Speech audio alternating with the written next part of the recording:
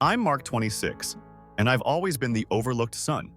My brother Chris, 25, was the golden child, the favored one. I was the kid in the background, the one whose birthday got forgotten, whose achievements were reduced to footnotes while Chris basked in the spotlight. Growing up, my parents treated Chris like he was a character from a hero's tale, the chosen one. Meanwhile, I was the side character, the extra, the NPC in his epic. It started small, like the way my parents would gush over his little league trophies while my art awards gathered dust in the attic. I remember the year Chris turned 10 and got a custom-built treehouse. Me, I got a $20 model kit from a garage sale. When Chris needed help with math homework, they'd spend hours at the dining table, pencils, scratching voices, encouraging. When I struggled, they told me to figure it out myself or stop being lazy. It hurt, but I learned to swallow it. I got used to the taste of second place. The older we got, the clearer the divide became. Chris got a brand new car on his 18th birthday, a shiny black Mustang. They even had it wrapped with a big red bow in the driveway like something out of a teen movie. I got a handshake and a worn-out speech about building character. When I graduated high school as valedictorian, my parents were 20 minutes late to the ceremony because Chris had a soccer match. They missed my speech, the one I'd stayed up for nights perfecting. It was a small thing, but it cut deep like a paper cut that you only feel when you accidentally rub lemon juice on it.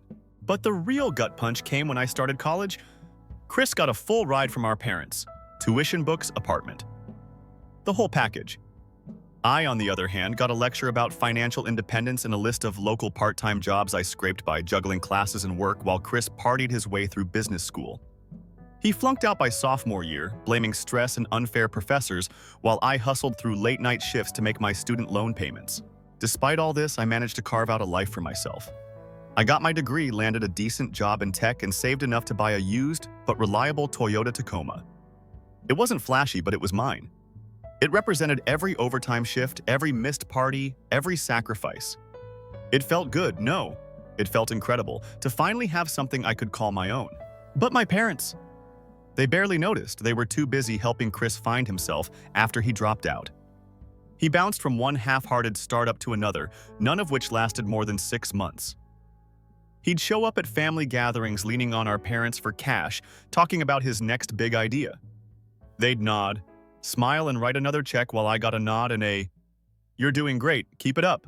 Then came the Thanksgiving that changed everything. I had just returned from a week-long business trip, exhausted but proud. My team had just closed a massive deal, and I thought maybe this year they'd see me differently. Maybe they'd finally acknowledge the sacrifices I'd made, the hard work I'd put in. But when I pulled into the driveway, I felt a strange chill. My truck, my pride and joy was gone. At first, I thought I'd parked it somewhere else, or maybe a neighbor had borrowed it, but no, it was gone. My heart raced as I ran to the front door, my mind spinning with 1,000 worst-case scenarios. When I walked inside, my parents were in the kitchen laughing over a glass of wine. Chris was lounging on the couch, scrolling through his phone. He glanced up, smirked, and went back to his scrolling.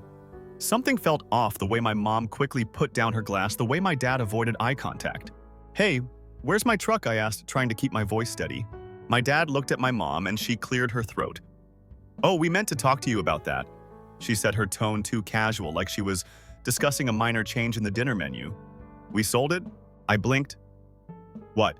"We needed to free up some funds," my dad added, scratching the back of his neck like he was suddenly itchy. "For Chris and Rebecca's honeymoon." Chris didn't even look up from his phone. "You'll get over it, bro." I felt the air leave my lungs. My hands started to shake and a cold, bitter laugh escaped my lips. They had sold my truck, the one thing I had worked my ass off to buy, the one thing that represented my independence, to fund Chris's honeymoon. The room felt like it was shrinking around me. My parents still looking at me like I should be grateful, like they had done me a favor. I turned and walked out the door without another word, their voices calling after me. But I didn't stop. I didn't look back. As I walked down the driveway, my heart pounding in my ears, I made a decision. I was done being the forgotten son. If they thought I would just get over it, they had no idea what was coming next. After that Thanksgiving nightmare, I couldn't shake the feeling of betrayal. It was like a constant bitter taste at the back of my throat. My truck, my freedom, my symbol of self-reliance, sold without my consent. It felt like a line had been crossed, one I couldn't ignore. The first thing I did when I got back to my apartment was pour myself a stiff drink. I sat there staring at the wall, my mind replaying the stunned silence that had followed my parents' announcement. Chris's smug little chuckle echoed in my head, his casual, "You'll get over it, bro," bouncing around my thoughts like a taunt. But here's the thing. I knew my parents had a spare key to my place. I had given it to them years ago, back when I still believed that being a good son meant something. I just never imagined they'd actually use it to rob me blind. The audacity of it hit me in waves, each one stronger than the last, until I felt like I might actually punch a hole through the wall. I needed to calm down to think this through. Anger was a good spark, but it wasn't enough. I needed a plan, a real one, if I was going to take them down. And I was dead set on it now. I wasn't just going to roll over this time. They wanted a problem. I'd give them one. First, I called the local DMV. After 45 minutes of elevator music and a soul-crushing automated menu, I finally got a human on the line. "Hi, I need to check the status of my vehicle," I said, forcing my voice to stay calm. "It's a 2014 Toyota Tacoma registered in my name. I need to confirm the title information." After a few clicks and clacks on the other end, the agent sighed. "Sir, that vehicle was recently transferred to a new owner. Looks like the paperwork was processed just last week." My stomach dropped. Transferred? Under what circumstances? I never signed anything. Well, she continued, sounding a bit more interested. "Now it was processed with a signed title. You're listed as the previous owner. Can you tell me who the new owner is?" I asked, my pulse pounding. "I'm sorry, sir, but I can't disclose that information without a subpoena or police report." I hung up, my heart racing. They had forged my signature, my own parents, to strip me of the one major asset I had worked so hard for. It wasn't just disrespectful, it was illegal. And if they thought they could get away with it, they were dead wrong. Next, I called my bank. I had a sudden, sickening thought that if my parents had the nerve to steal my truck, they might have helped themselves to other parts of my financial life as well. My fears weren't entirely unfounded. The bank rep confirmed that someone had tried to access my savings account a few days before Thanksgiving, but the attempts had been flagged as suspicious. I had set up multi-factor authentication years ago, a rare stroke of paranoid foresight on my part, and it had saved me this time. Still, the fact that they had tried sent another icy wave of fury through my veins. It was becoming clear, this wasn't just about a truck.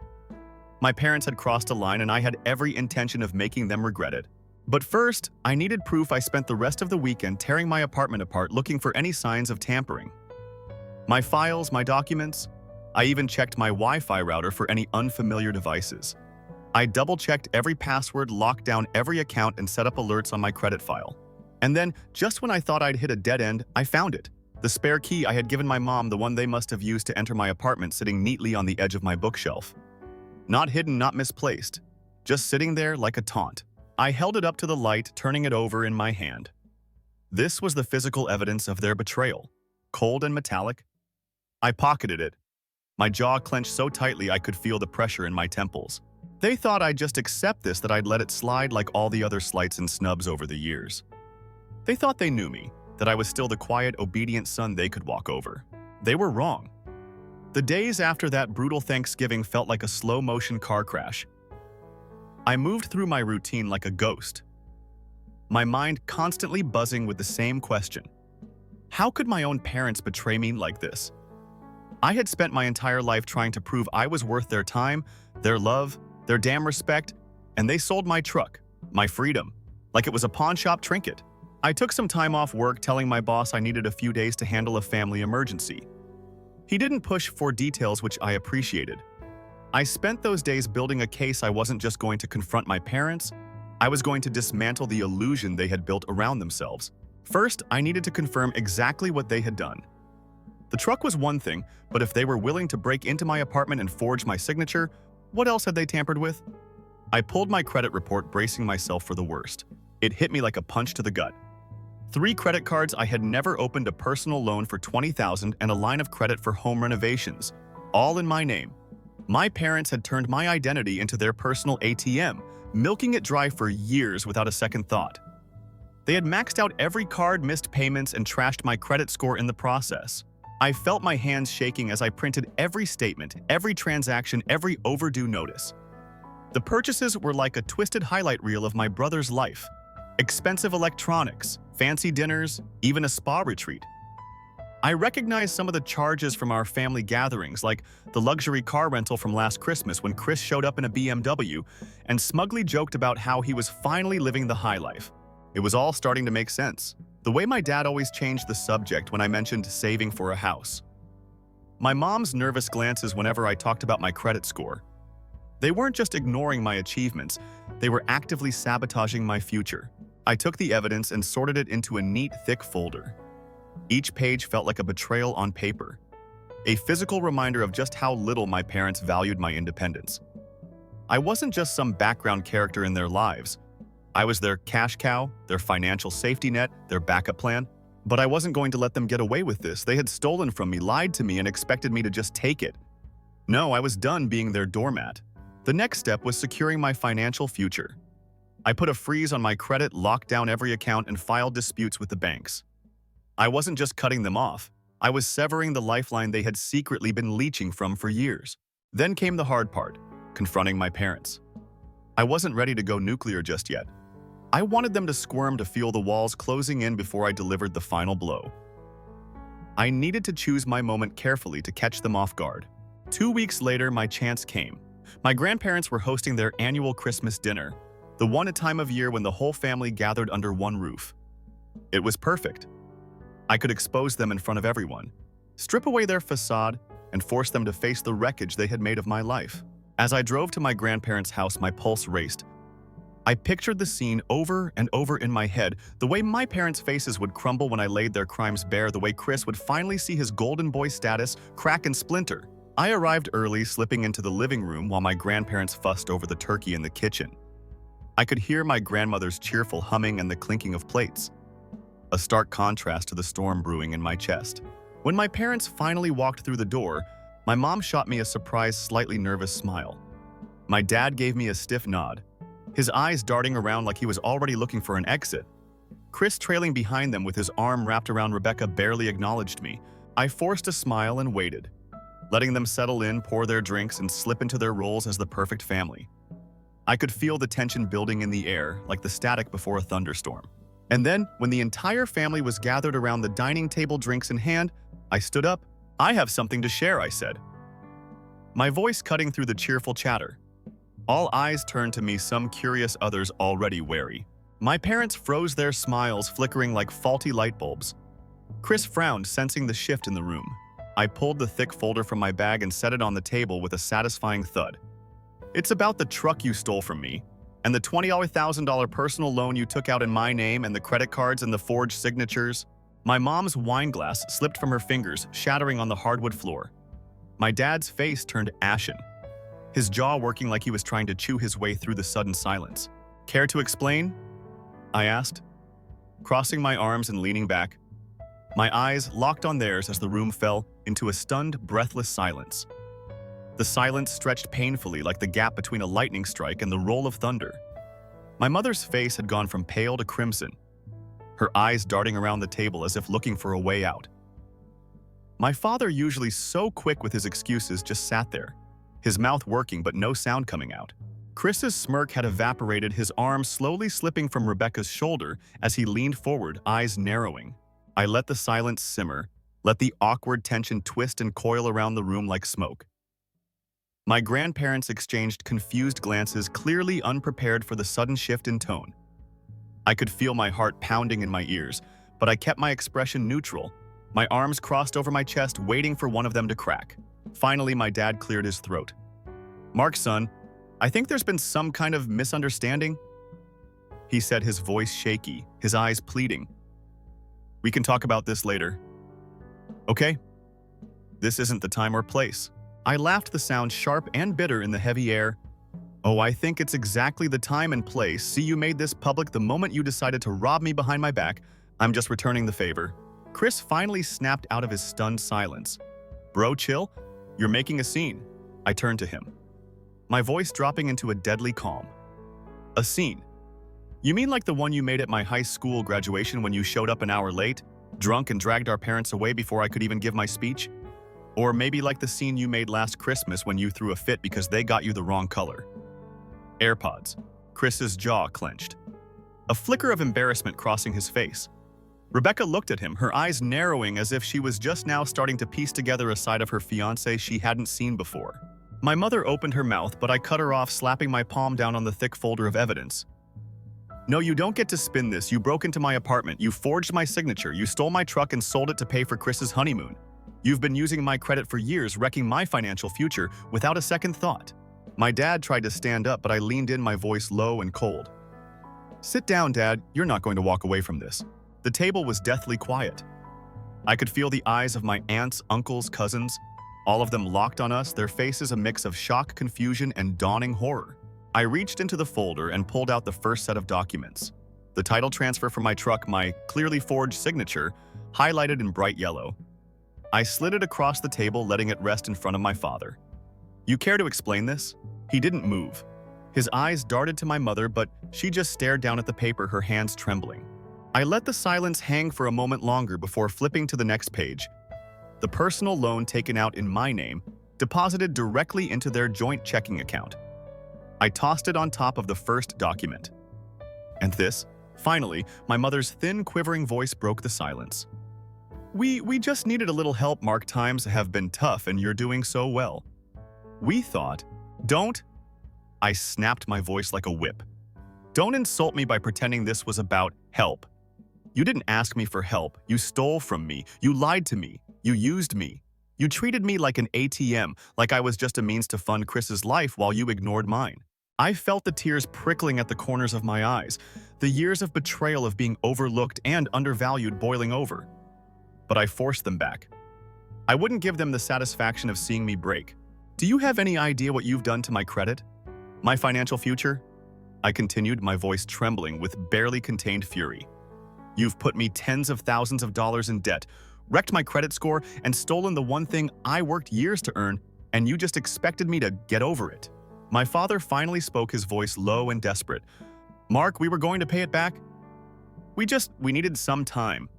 We thought you'd understand." I leaned back, crossing my arms again, my eyes never leaving theirs. "Understand? You broke into my home, you forged my signature, you stole from your own son? That's not family, that's criminal." I watched the realization sink in, the dawning horror as they grasped the full weight of what they had done. Around the table, my aunts and uncles whispered to each other, the ripple of shock spreading through the room like a cold wave. Finally, my grandfather, a stern, old-school man who had always valued honor and hard work, spoke up. "Is this true?" he asked, his voice sharp, cutting through the murmurs. "Did you really do this to your own son?" My parents flinched as if he had struck them. My mother's eyes filled with tears, her lips trembling. My father dropped his head, staring down at the stack of documents with a look of utter defeat. I took a deep breath, feeling a strange, bittersweet satisfaction as the weight I had carried for years began to lift. "You want to make this right? Then pay back every cent you stole, fix my credit, and stay the hell out of my life." Without another word, I grabbed my jacket, turned on my heel, and walked out of my grandparents' house, leaving my parents to face the wreckage of their lies alone. I barely felt the cold as I walked out of my grandparents' house. The adrenaline was still coursing through my veins, drowning out the winter chill. My mind raced, replaying the stunned looks on my parents' faces, the way my dad's jaw had clenched, and my mom's hands had trembled as their lies were laid bare. For the first time in my life, I had seized control of the narrative, and it felt damn good. But I wasn't done. Not by a long shot. That night, I went home, poured a drink, and sat at my kitchen table, staring at the thick folder of evidence I had just thrown down in front of my parents. I wasn't going to let this end with a dramatic exit. I wanted real, tangible consequences. I wanted them to feel every bit of the fear and uncertainty they had forced on me. The next morning, I started making calls. First to my bank, then to each of the credit card companies, and finally to the police. I filed reports for identity theft, forgery, and fraud, attaching copies of every forged document, every fraudulent transaction, every piece of evidence that tied my parents to the financial wreckage they had created in my name. The officer who took my report sounded impressed. "You've got a solid case here," he said, his tone professional but slightly odd. "I'd say your parents are in serious legal trouble if this goes to court." I leaned back in my chair, a small, bitter smile curling my lips. That's the plan. Next, I reached out to my company's HR department. I wanted them to be aware of the situation in case my parents tried anything stupid, like showing up at my office to plead their case or worse, to try and sabotage my job out of spite. Thankfully, my boss was a decent guy. He promised to keep an eye out and to let security know to turn my parents away if they ever showed up. Then I went a step further. I contacted a lawyer, a tough, no-nonsense woman recommended by a friend, and laid out my situation. She listened quietly as I explained everything, then whistled softly when I finished. "You've got them by the throat," she said, a note of admiration in her voice. "If you're willing to push this all the way, you could not only get your money back, but you might also be able to sue for emotional damages and fraud." I felt a strange, twisted satisfaction at her words. My parents had always told me that family comes first, that blood is thicker than water, that I should be willing to sacrifice for them without question. Well, they were about to find out that loyalty is a two-way street. The following week was a whirlwind of paperwork, phone calls, and emails. I documented every interaction, every threatening message my parents sent, every panicked voicemail from my mom, every angry text from Chris. I could almost taste their desperation through my phone screen. My mom's messages swung wildly between tearful apologies and furious accusations. One moment she was begging me to just talk to her, to let us fix this as a family, and the next, she was calling me ungrateful, heartless, a traitor to my own blood. My dad tried to play the tough guy, leaving me a gruff voicemail, demanding I man up and stop being so dramatic. Chris predictably went full rage mode. He called me a backstabbing, selfish loser who was ruining his life. He ranted about how I was tearing the family apart and overreacting to a misunderstanding.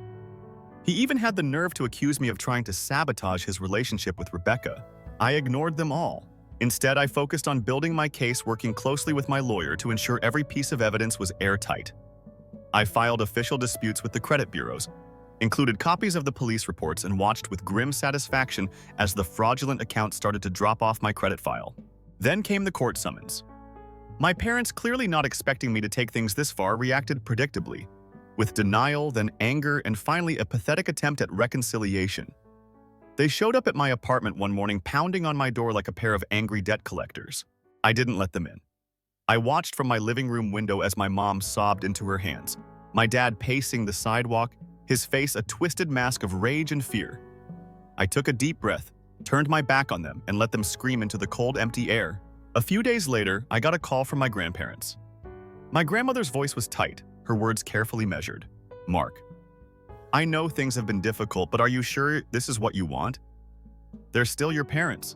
I felt a flicker of guilt, but it was quickly smothered by the memory of my truck, my credit, my future, all of it stolen without a second thought.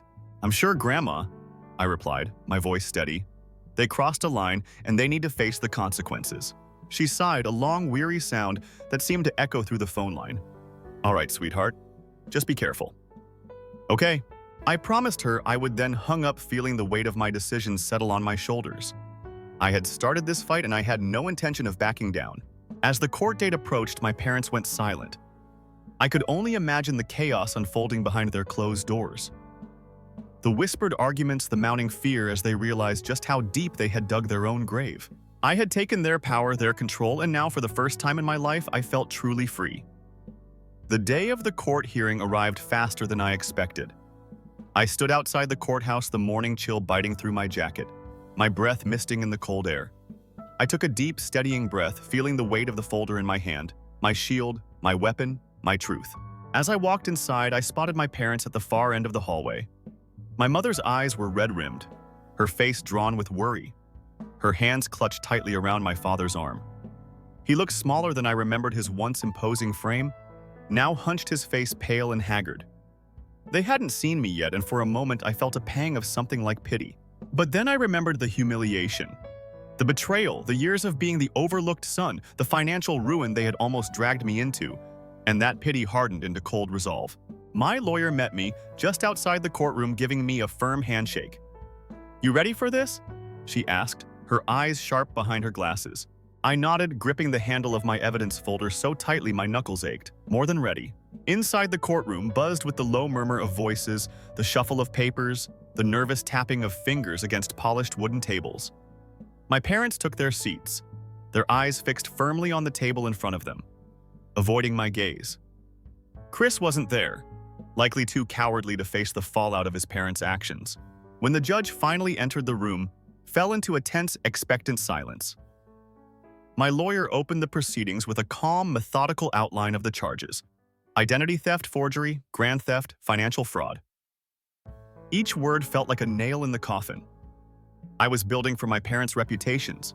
As my lawyer presented the evidence, the forged signatures, the fraudulent credit accounts, the stolen title, I watched my parents shrink further and further into their seats. My mother's hands trembled as the documents were read aloud. Her head bowed, tears slipping silently down her cheeks.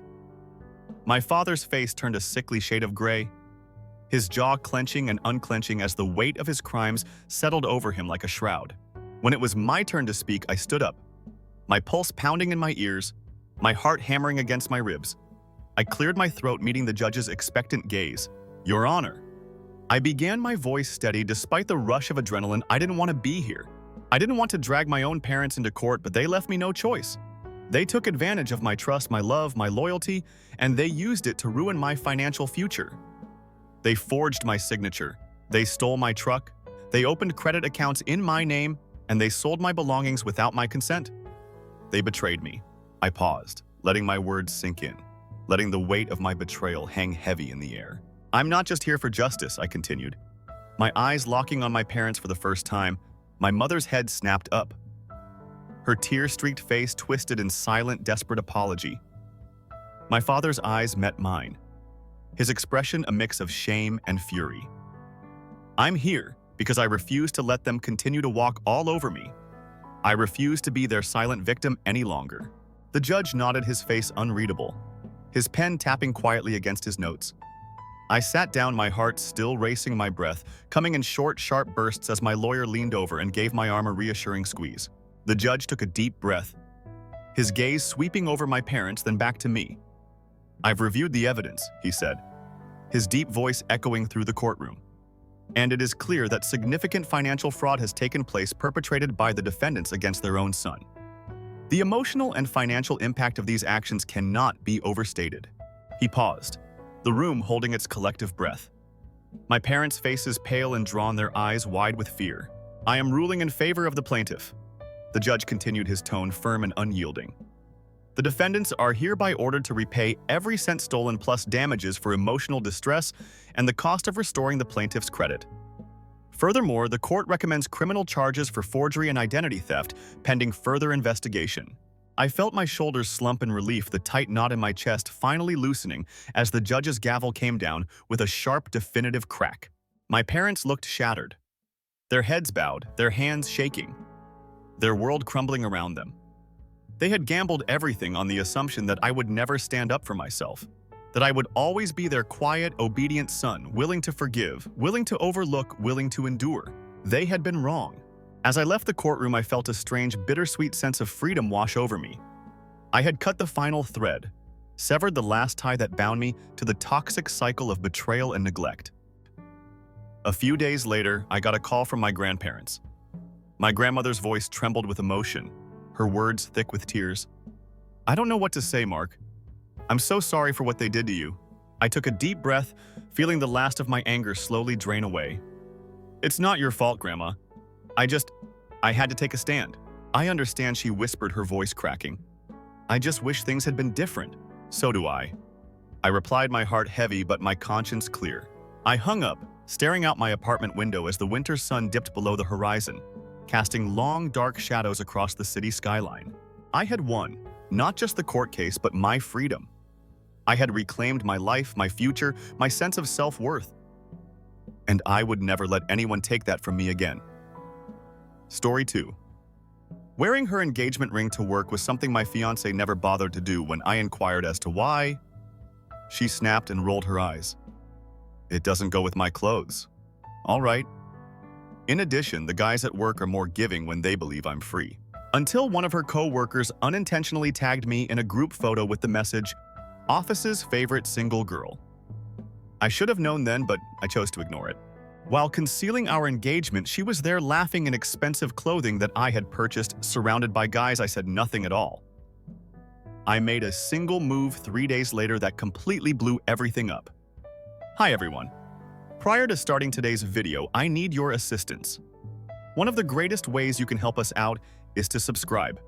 since we've observed the channel is losing some of its popularity. It's simple, free, and helps us continue to provide you with amazing content. Your assistance is much appreciated. Together, let's continue to build this channel. Many thanks. Let's begin the video now. 3 years ago at a charity dinner, a 37-year-old guy met Amanda, a 32-year-old woman.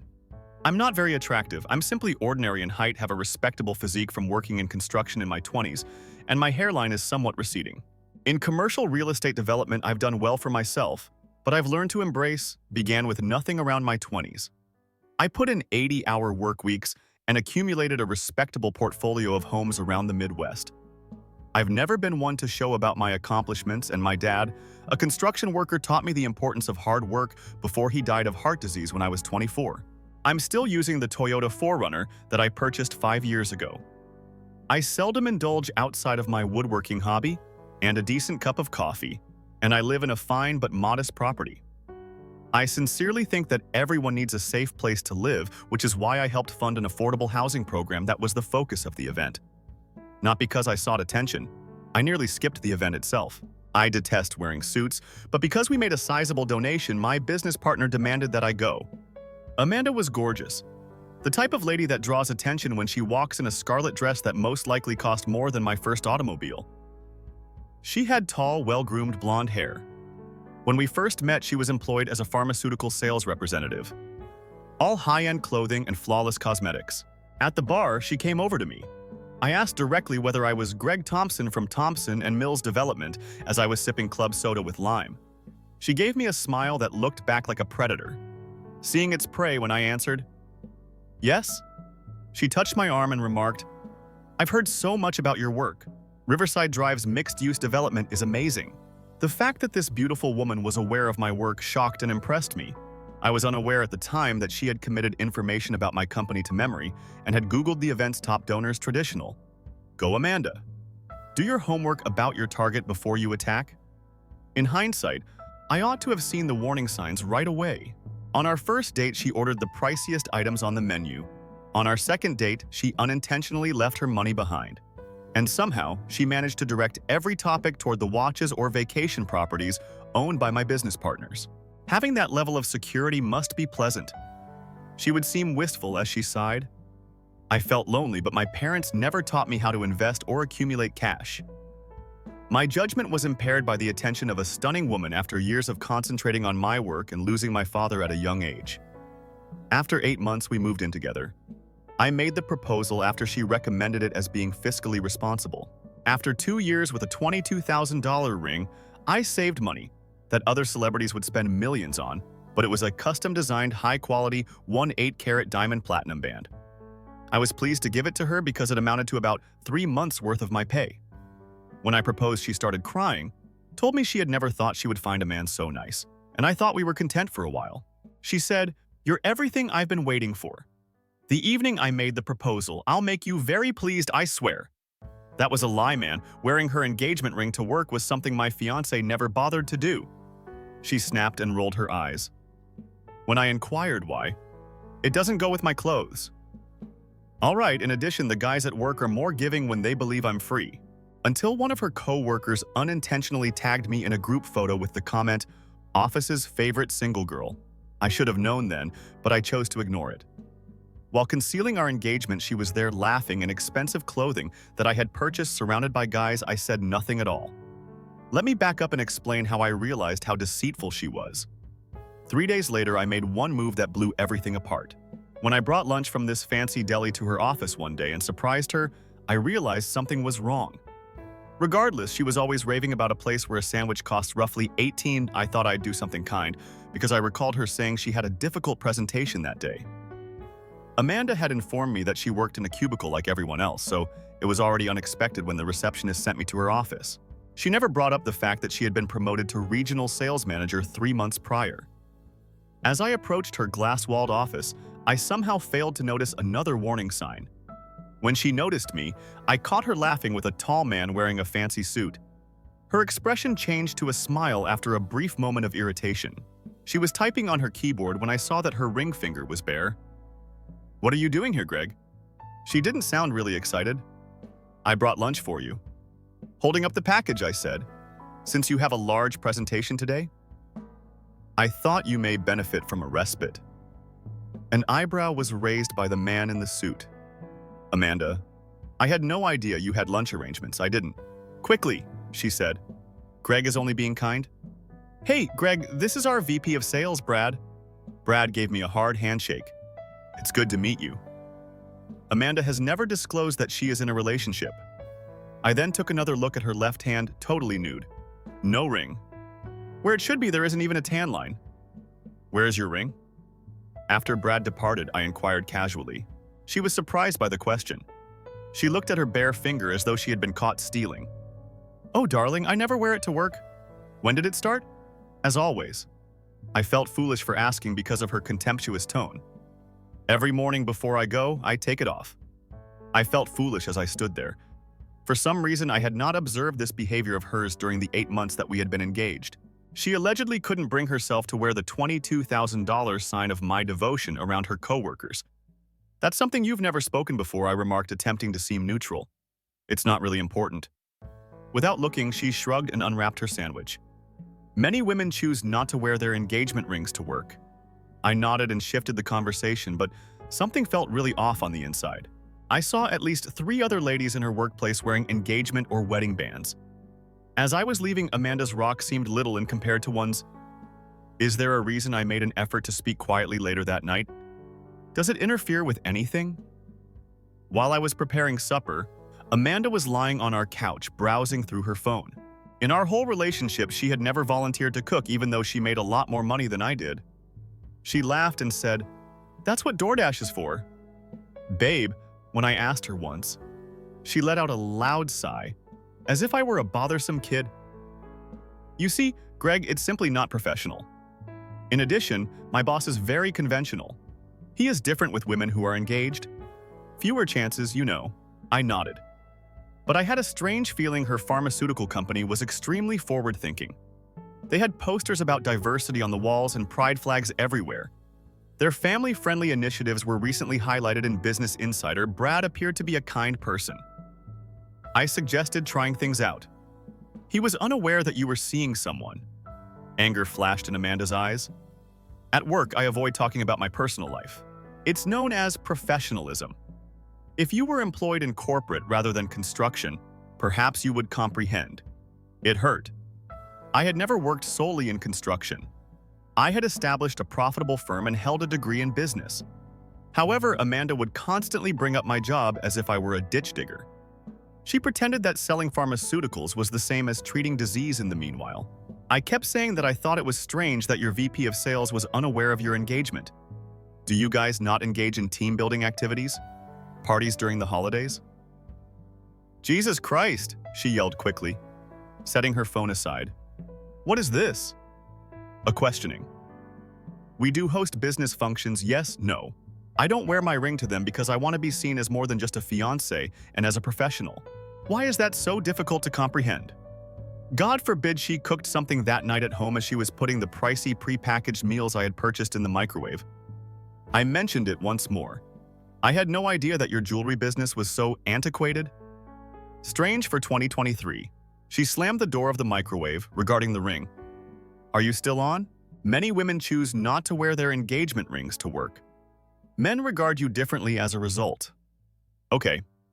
They are less inclined to pick up the bill during client lunches and to flirt. Then she whispered to herself, less inclined to purchase beverages for you after work. What was the last section? I inquired. Nothing. She lost her temper. Why do you feel so uneasy?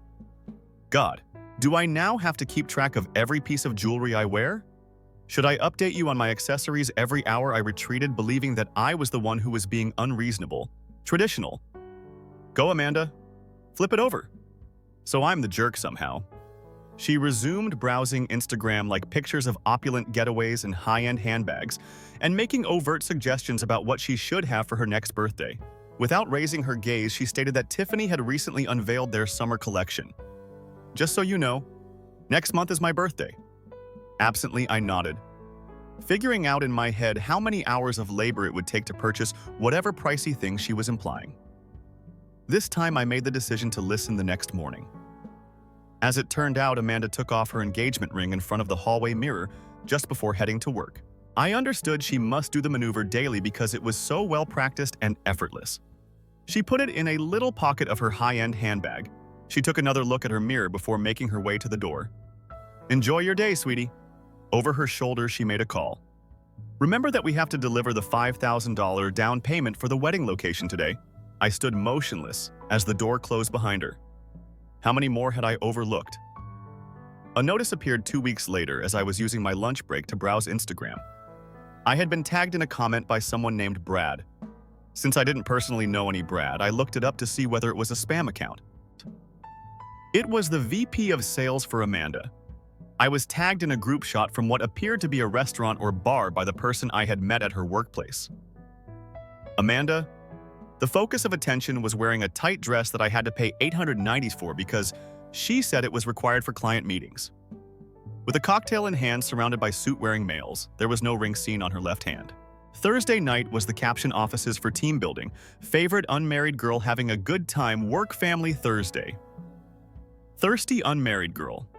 I was struck by the words like a freight train. Brad had said, "Who's the lucky one?" Accepting it. After Amanda got home tonight, she apologized to Greg and tagged me.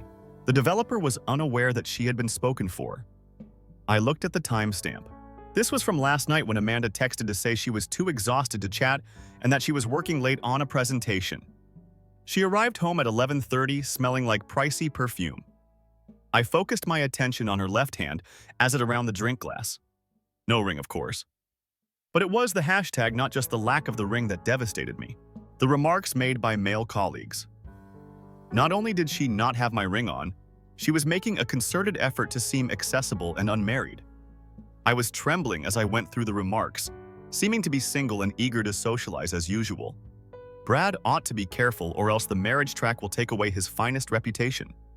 That final one was answered without a chance by Amanda. "Your career comes first." After taking pictures of everything, I shut down the application and spent a considerable amount of time at my computer attempting to comprehend what I had just witnessed. It was more than just maintaining a professional appearance. This has to do with leading two separate lives. The ring was back on her finger when she got home that evening. She gave me a kiss. "Hi there," inquired about my day, pretended if nothing was wrong. For the first time in months, she even made the first move to establish intimacy, which I now see was most likely motivated by remorse. Regarding the post, I remained silent. Rather, I spent the following morning observing her as she believed I was not watching. She did in fact take off the ring just before she left. She put it in her purse's side pocket. "Enjoy your day, sweetie." With joy, she yelled out, "Remember that we have to deliver the $5,000 down payment for the wedding location today." After she went, I spent a considerable amount of time sitting at our kitchen counter. We had lived together for about 2 years and been together for 3. Despite her 6-figure pharmaceutical sales career, I had been covering 80% of our costs since she always had an excuse about student loans or the need to spend in her looks for work. Since we moved in together, my 401k payments had been halved to cover our combined spending. I believed I knew her. I now pondered what else I had failed to see. I gave my friend Ryan, who works in pharmaceutical sales at a rival business, a call that afternoon. Without naming Amanda, I explained the circumstances. "Dude," Ryan remarked plainly, "that's shady as a fuck. For professionalism. No one in pharmaceutical sales hides rings.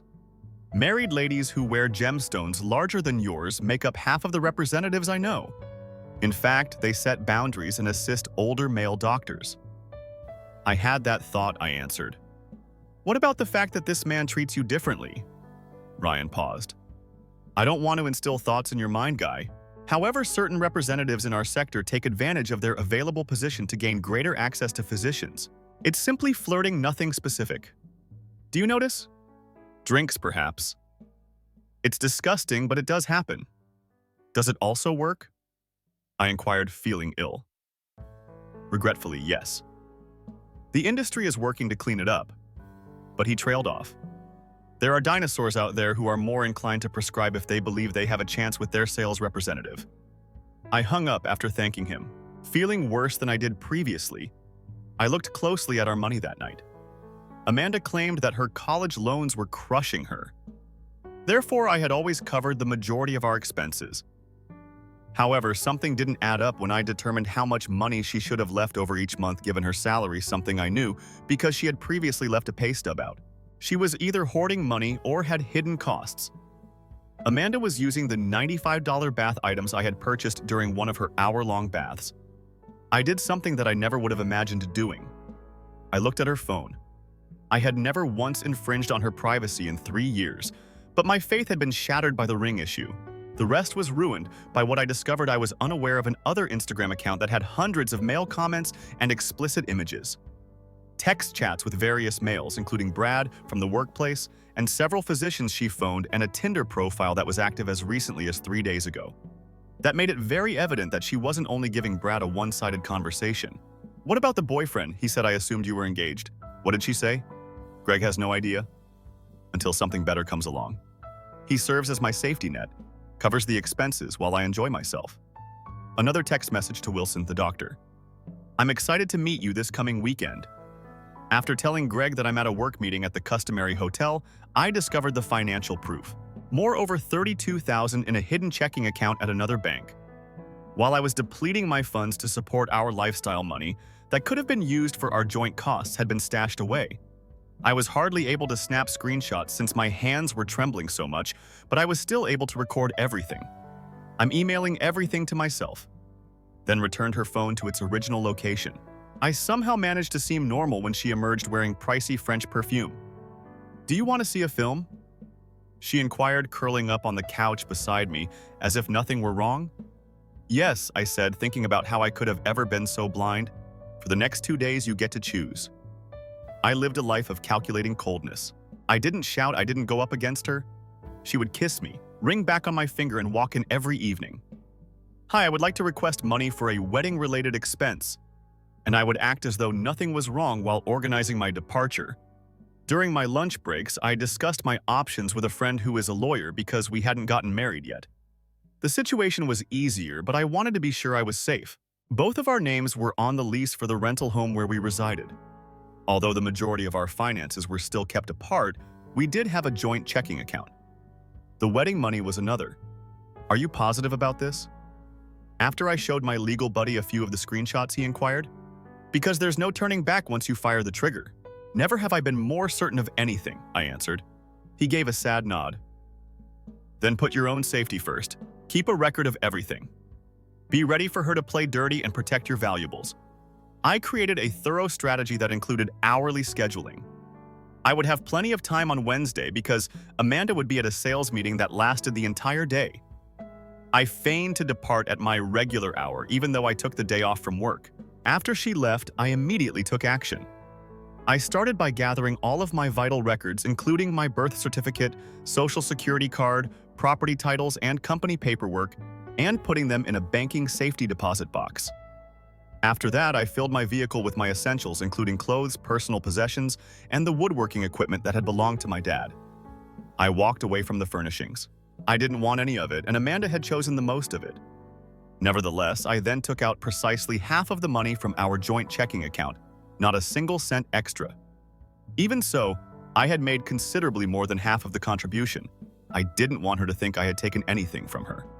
However, the main component of my strategy was the wedding money, which I had been accumulating for our nuptials. An additional $58,000 was set up in a special account for the venue food honeymoon.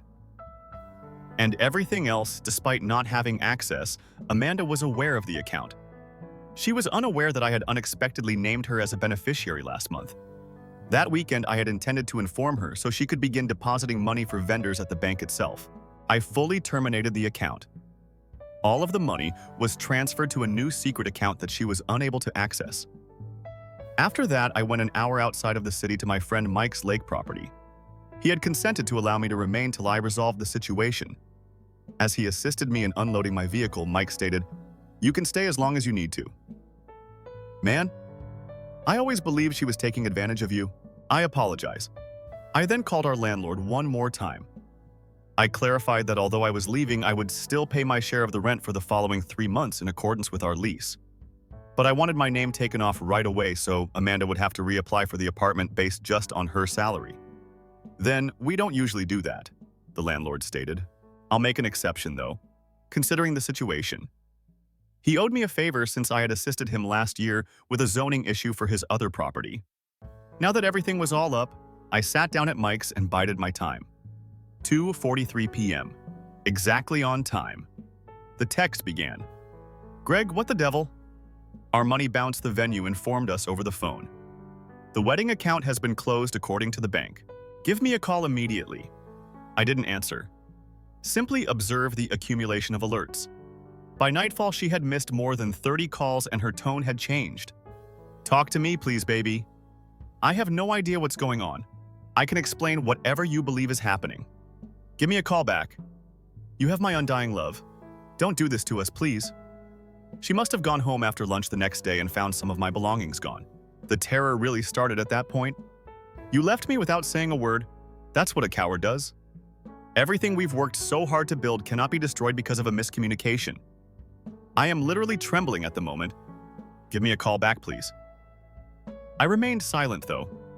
Just made a record of everything. Then she received the mail confirming that she was fully aware of what she had done. Fuck, have you seen anything? Was Brad's post foolish? I am able to explain the ring. It isn't what you believe. The men at work are utterly stupid. Let me explain. Please.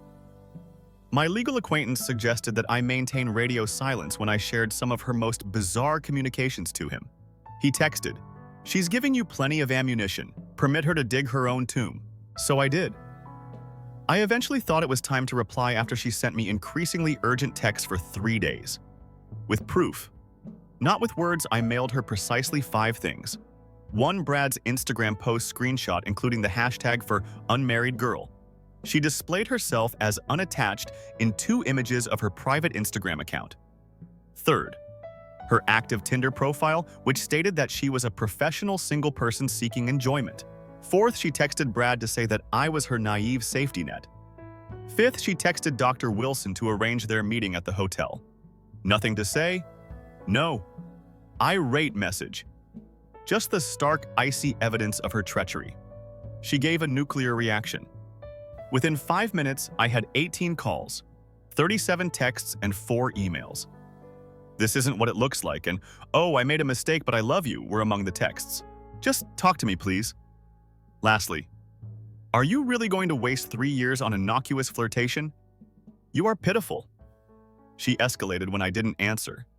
She arrived at my workplace. They refused to admit her. My sister hung up when she phoned. She even made an attempt to get in touch with my business partner, who forcefully but respectfully advised her to go to hell. She began phoning everyone we knew after failing to locate me.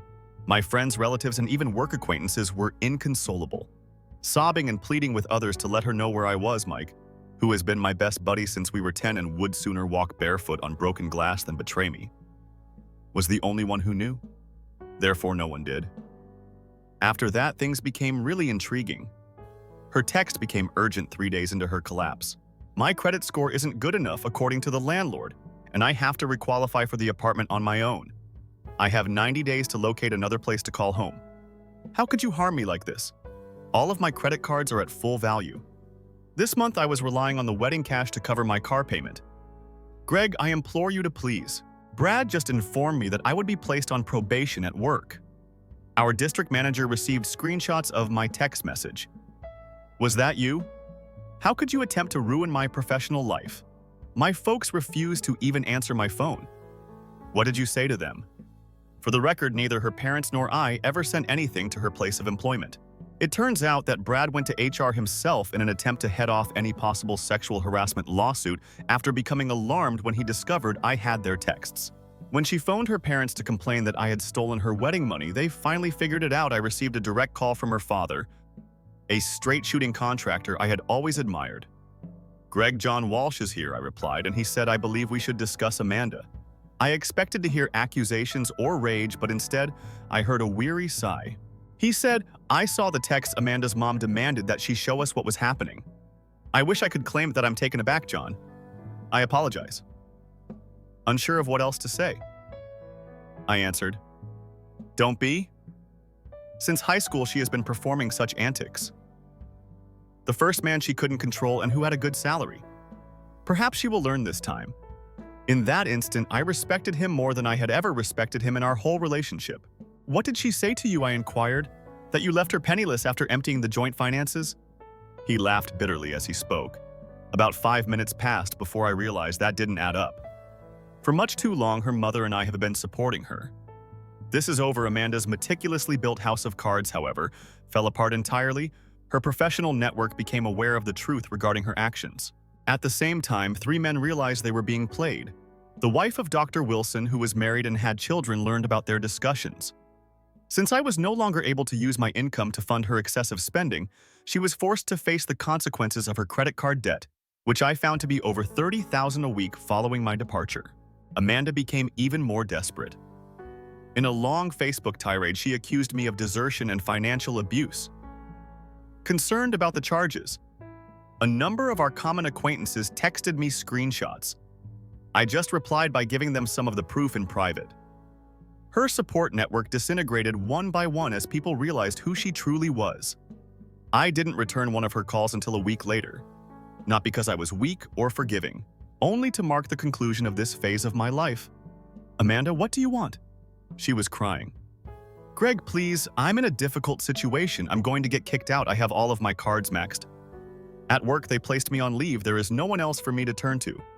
I was taken by you silently," I said. "A man who cared enough about you to purchase a ring that you concealed. You used an ATM to pay your expenses while cheating and saving for a wedding. I didn't make those decisions, you did. I made a really bad error." She let out a cry. "I was self-centered and foolish, but you have my undying love. We can begin again. Whatever you want to do, go to counseling, Amanda. There's no more way. For the first time in your life, you're feeling the effects of your actions. Please," she pleaded. Her voice broke. "Please, just pay my rent this month. You can count on me to repay you." "I'm up for it, you know." That nearly made me chuckle. "Well done. I've been exploited by you for years. You have to figure things out for yourself. One of your medical pals can definitely assist you." My calls go unanswered. Her voice abruptly became low as she said, "No one will," I said, echoing her own contemptuous tone from when I had inquired about the ring. "That sounds like a personal problem. For once, perhaps try being truthful." I blocked her number after hanging up. My phone was then switched off and I went fishing on Mike's Lake. I felt as though I could breathe at last. 2 months have passed since then. I purchased a fixer-upper as a new residence. I'm remodeling myself like my father taught me to do. Each hammer stroke feels therapeutic, rebuilding my life according to my wishes. I've gotten back in touch with pals who I lost touch with while I was dating Amanda. It turned out that she had progressively cut me off from a number of individuals who weren't beneficial to us.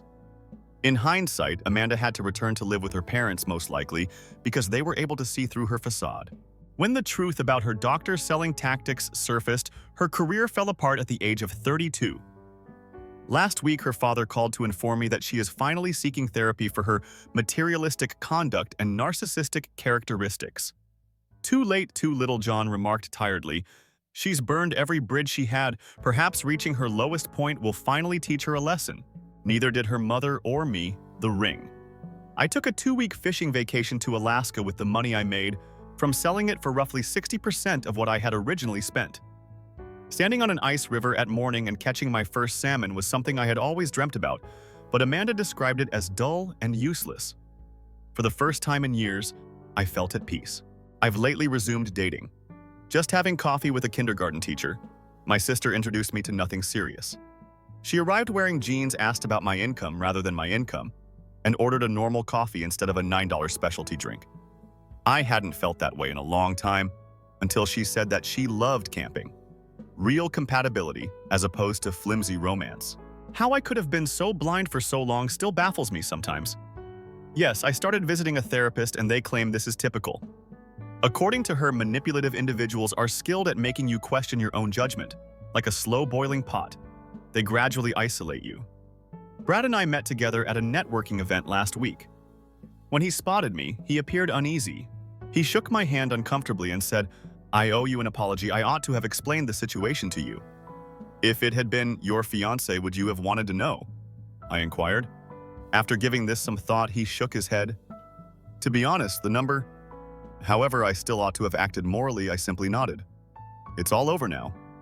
As he was departing, he added, For what it's worth, the corporation does not want her back. All of our ethical policies were broken by such behavior. The falsehoods they tell you aren't the worst aspect of betrayal. It's what they make public about themselves. Amanda's behavior, not just her words, revealed her true self to me, and I took her word for it. The most effective form of retaliation isn't always a complex plot. It's just ignoring someone and allowing them to drown in the fallout from their own deeds. After a month, provide an update. I had no idea this post would become so popular. I appreciate all of the accolades and encouraging remarks. Here is the current situation. A month after several people requested updates, Amanda is still attempting to get in touch with me. Her most recent attempt was setting up a phony Instagram account and posing as one of my old college pals. When Dave began asking very detailed questions about my new residence and if I still harbored resentment toward Amanda, I realized what was going on. Very subtle. The most unexpected change last week: Amanda's parents contacted me. Amanda's credit has apparently been frozen as a result of her attempts to obtain loans under her parents' identities. Despite receiving intense therapy and having a diagnosis of narcissistic personality disorder, she continues to place the responsibility for her predicament on everyone but herself. Her mother sobbed as she remarked, "As parents, we failed her. We never impose restrictions or penalties. This is the outcome."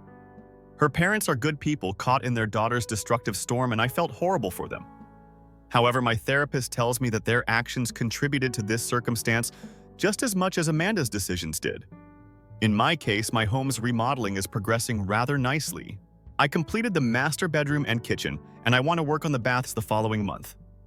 There is a tremendous sense of fulfillment in demolishing deteriorated buildings and replacing them with something sturdy and real. Sarah, the kindergarten teacher, and I've gone out for coffee 3 more times. We had a picnic and hiked last weekend. Amanda would have been whining about it for days. Insects, dirt. What is the location of the nearest 5-star hotel? Sarah showed real interest in my woodworking hobbies and delivered handmade sandwiches. Even if it's extremely early, it's good to be with someone who prioritizes experiences over material belongings. Re-establishing a connection with myself has been the most therapeutic aspect of this trip. I've picked up interests I'd lost, re-established connections I'd ignored, and realized what it's like to make choices without considering how others would respond. I've forgotten how lovely freedom tastes. I didn't recognize the number that texted me last night. It was Karen, the wife of Dr. Wilson. She wanted to grab coffee after somehow getting my contact information. I agreed, curious and a little nervous. When I got there, she was sitting quietly at a corner table. Despite their elegant attire, they had the eyes of someone who had gone through hell. She came right to the point after thanking me for our meeting. "I wanted to express my gratitude to you directly for unintentionally revealing my husband's actions." Despite the apparent sorrow in her voice, she spoke steadily. "One of his co-workers forwarded the screenshots you provided Amanda to me. After years of skepticism, you provided me with the proof I required. I was uneasy. All of that was not my intention." She smiled sadly and replied, "I know. However, there are instances when the truth must be revealed regardless of how it occurs." She clarified that after discovering proof of at least 4 other relationships, all with pharmaceutical representatives, like Amanda, she was going to file for divorce. He was reportedly being placed on leave by the practice while an inquiry was conducted. She stirred her unfinished coffee and replied, "I've been with James for 20 years. 3 of our kids are adolescents. All this time, I had centered my life on helping him with his job." Then she straightened her shoulders and faded off. "Anyway, at 45, I'm beginning afresh. It's both frightening and somehow freeing." I understood her meaning well. "How about you?" she inquired. "How are you doing?" I informed her of the home's remodeling. Sarah was even acknowledged in my renewed friendships. She looked so happy for me. She stopped as we were heading out. Walking away requires bravery, and starting afresh requires even more. "Don't look back," she warned. "Neither of us ought to." Instead of exchanging numbers as possible, lovers, we did so as 2 individuals who had a unique understanding of one another's suffering. The most surprising ties can occasionally be found in common trauma. Brad sent me an unexpected email a month after we met Karen. He wanted to inform me that Amanda's actions had prompted a significant ethical inquiry at their previous employment, and that he had accepted a position with a different pharmaceutical business. They were holding required training sessions on professional boundaries and had put new rules about personal ties with customers into effect. He remarked, "Your ex was just the tip of the iceberg. We discovered at least a dozen comparable examples after we began our investigation. Some of them were from years ago, before it becomes a PR disaster, or worse, a class action lawsuit the corporation is cleaning house." Knowing that this chaos may lead to something good gave me a weird feeling of joy. The consequences of Amanda's behavior and my reaction to it went well beyond our strained relationship. My own firm, meantime, was doing quite well. I was suddenly putting more time and effort into my job than I had been putting into pacifying Amanda's expectations.